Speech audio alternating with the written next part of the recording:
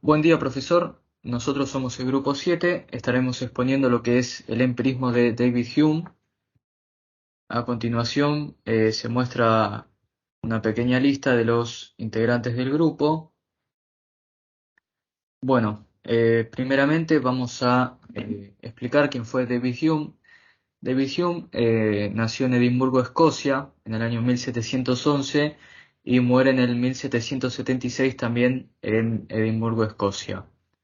David fue un economista, historiador, filósofo eh, y fue el mayor pensador de lo que fue la corriente empirista de filosofía, que es lo que vamos a estudiar en este trabajo. Bueno, eh, vamos a repasar lo que es el contexto sociohistórico en el cual surge la obra de David. Primeramente, el que inicia lo que es la corriente empirista es Francis Bacon. eh, Luego fue sucedido por John Locke y finalmente toma rienda lo que es David Hume, el cual es el máximo pensador de lo que fue esta corriente filosófica. Bueno, básicamente la obra de David Hume ocurre en lo que es el inicio de la modernidad, ¿sí? De la edad moderna. En este periodo, lo que nosotros podemos observar es como principal fuente del conocimiento, es que se rompe con lo que es esta idea de que el conocimiento proviene de las escrituras religiosas o de que los argumentos religiosos o de la iglesia tienen un mayor peso que cualquier otro y que son tomados como una verdad. Bueno, esto fue mayormente predominante en lo que fue la Edad Media, eh, y bueno, esta escolástica que trataba de explicar todos estos fenómenos a través de lo que era el relato bíblico y etcétera, se fue rompiendo, más que nada porque surge una nueva ola de científicos como lo son Isaac Newton y Copérnico. Por ejemplo, este último desarrolla lo que es la teoría de que la Tierra en realidad no gira, o sea que el Sol no gira alrededor de la Tierra, sino que es viceversa, que la Tierra gira alrededor del Sol, lo que iba en contra de lo que decía la Biblia. Entonces, esto claramente fue un escándalo en su momento, pero inspiró a que otros pensadores vayan por fuera de lo que es el pensamiento religioso para poder desarrollar su obra, ¿no? Entonces, bueno, el debate que se genera en lo que es toda la edad moderna va por ahí, va por lo nociológico, que es cómo se puede llegar al conocimiento, cómo actúa este conocimiento, qué límites tiene.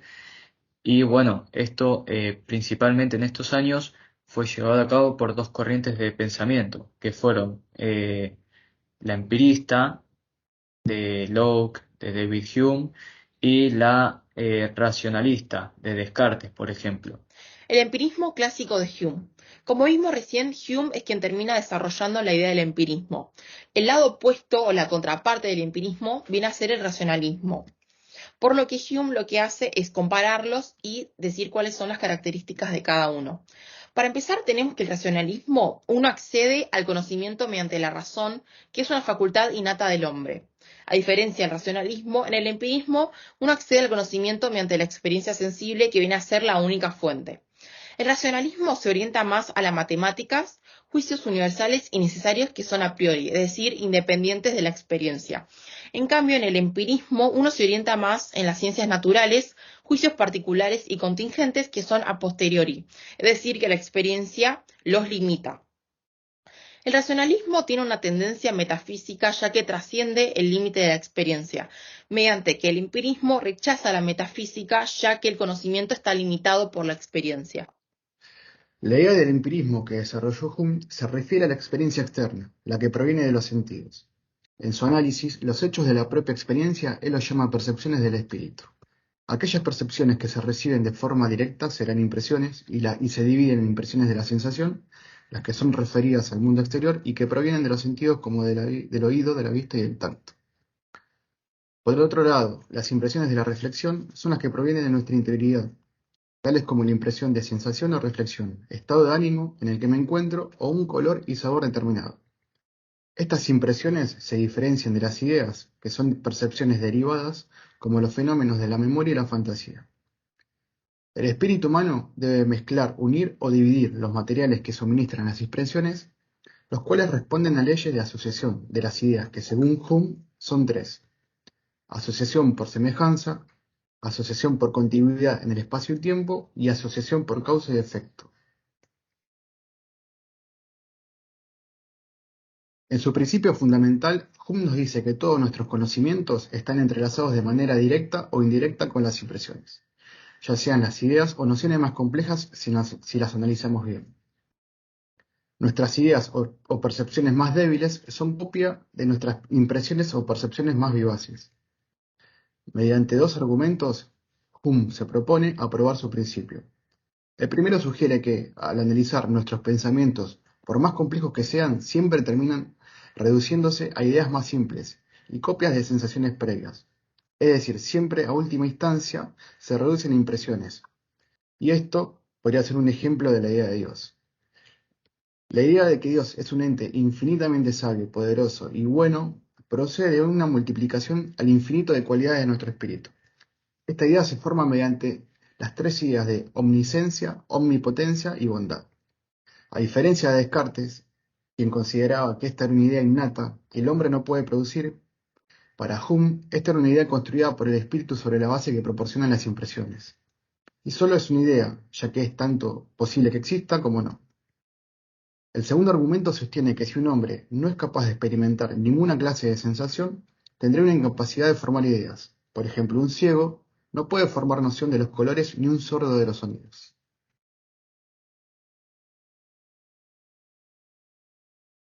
Hume distingue dos tipos de conocimiento. Hume distingue dos tipos de objetos de conocimiento.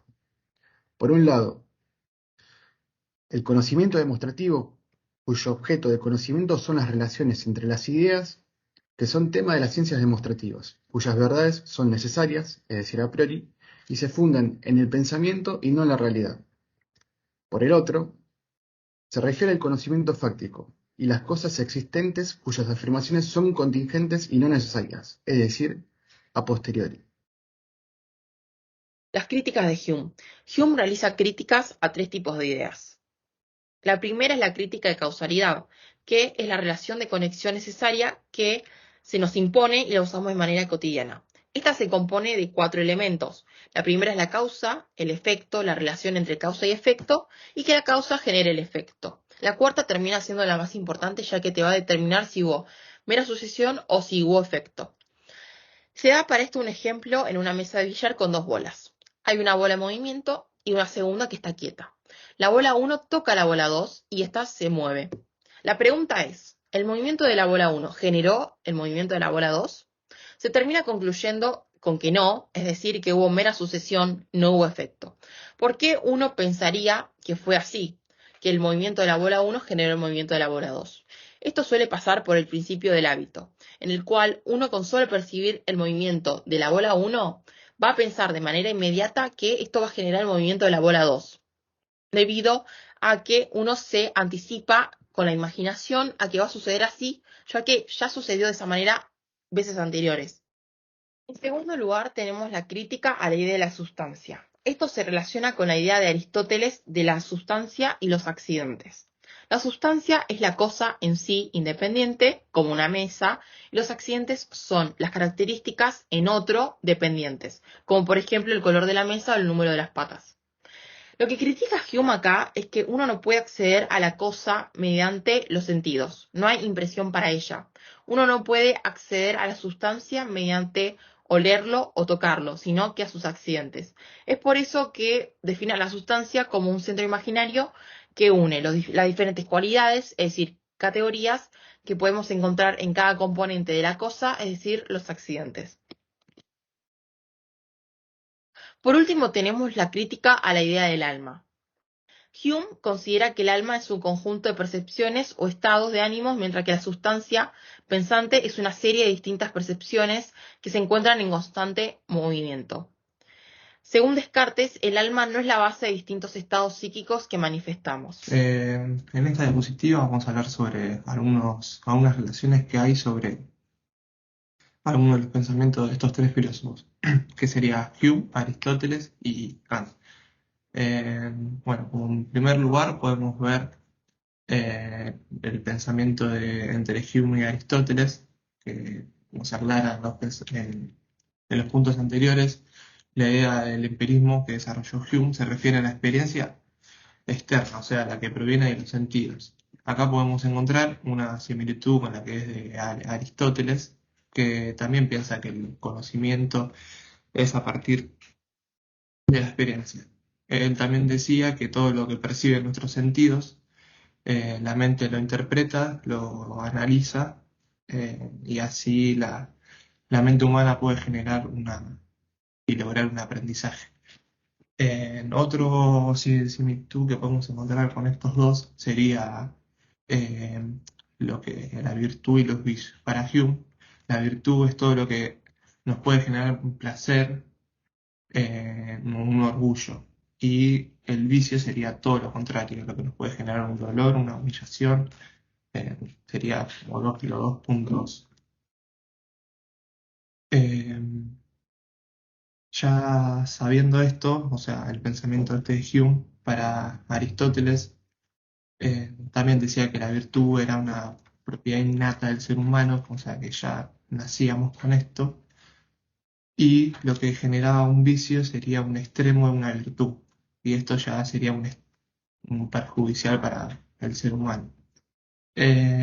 Otra relación es la de Hume y Kant, o sea, sabiendo que Kant su filosofía siempre fue racionalista, Hume cumple una función muy importante en la vida de él, que es la que le despierta su sueño dogmático.